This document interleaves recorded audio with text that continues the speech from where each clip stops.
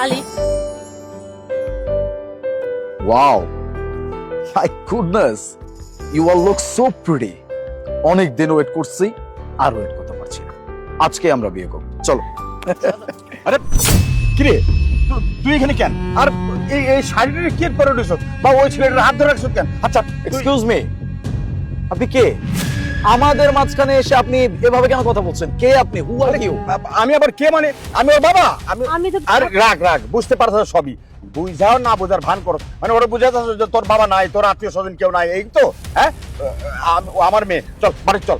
আমি বাসে যাবো কেন? আরে বাড়ি যাবি কেন মানে? এটা তুই বুঝাতেছ যে আমি বাড়ি যাবো না, আমি ওর বাড়ি থেকে চলে আসছি, বা ওই লোকটা কে আমি তারা চিনি না, এগুলো কি? হ্যাঁ চল, আজকে বাড়িতে নিয়ে তোরে ভালো মতো বুঝাবো আমি। আয় আমার সাথে, আয় আয় আয়। Shit! পুরো প্ল্যানটা ভেস্তে দিল, পুরো প্ল্যানের উপরে পানি ফেলে দিচ্ছে। কোথায় থেকে যে পুরোটা চলে আসছে সে নাকি এখন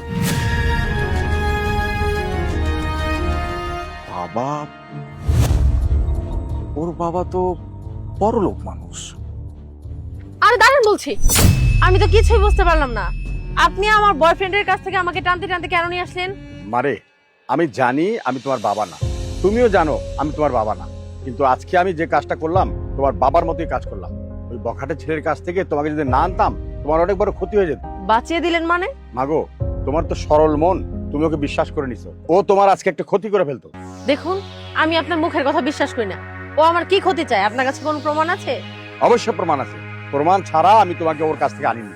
হ্যাঁ তাহলে শোনো না, আমি বুঝলাম না এবার এত সময় কেন লাগতেছে তোমার?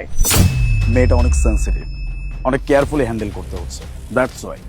সমস্যা নাই, আজকে আসতে বলছি, আজকে বিয়েটা সেরে ফেলবো, বাকিটা দেখা যাবে। এমন ভাবে বলতেছো সেনসিটিভ, জানো তুমি ওর প্রেমে পড়ে গেছো, সত্যি সত্যি ওকে তোমার লাইফে রেখে দিবা? প্লিজ, এইসব প্রেম প্রেম আমার জীবনে কখনোই আসবে না। আমার জীবনে যদি প্রেম থাকে, এটা শুধুমাত্র টাকার সাথে, আর কিচ্ছু না। তাই যদি হয় তাহলে মেয়ের দিকে, মেয়ের সেনসিটিভিটির দিকে মনোযোগ না দিয়ে টাকার দিকে মনোযোগ দাও। আমি সেইটাই করছি, আমাকে আমার কাজটা করতে দাও। বাই দ্য ওয়ে, আমি এখন যাচ্ছি, ওর আসার সময় হয়ে গেছে। বাই।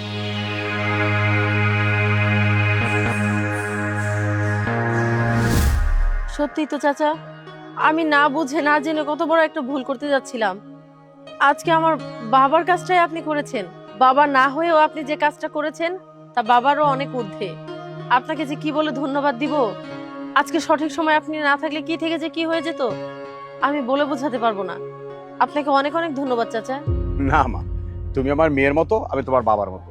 ভালো থেকো, ওই বখাটে ছেলেদের কাছ থেকে বেঁচে থেকো। ঠিক আছে চাচা, আপনিও ভালো থাকবেন। আসসালামু আলাইকুম। ভালো থেকো।